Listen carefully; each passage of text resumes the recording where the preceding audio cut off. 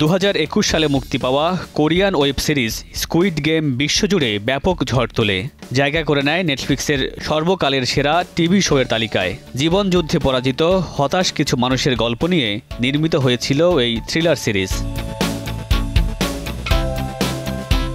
তবে squid game সিরিজের প্রথম সিজন মুক্তির 3 বছর পর সম্প্রতি অভিযোগ উঠেছে তুমুল জনপ্রিয় এই সিরিজের গল্প ভারতের একটি সিনেমা থেকে নকল করা হয়েছে।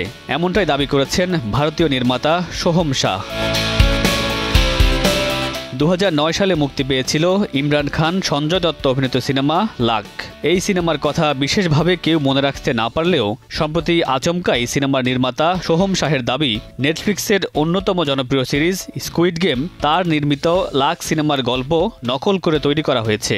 এমনকি নেটফ্লিক্সের নামে আদালতে মামলাও করে দিয়েছেন এই নির্মাতা।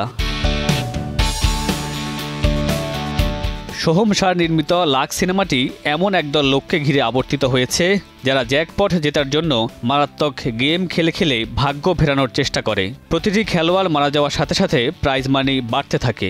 অন্যদিকে স্কুইড গেমের গল্পতে একটি রানওয়ে হিট শো ছিল, যারা অর্থের জন্য মরিয়া এবং টাকার লোভেই একটি রিয়েলিটি শোতে অংশ নিতে রাজি হয়। তারা এমন খেলা খেলে যেখানে হারের অর্থই হলো মৃত্যু।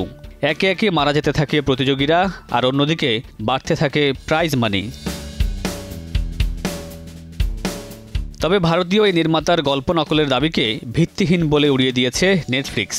হিন্দুস্তান টাইমসকে নেটফ্লিক্স জানিয়েছে, এই দাবির কোনো ভিত্তি নেই। স্কুইড গেম হোয়াং ডং হিউক দ্বারা নির্মিত এবং এই সিরিজের গল্প তারই লেখা।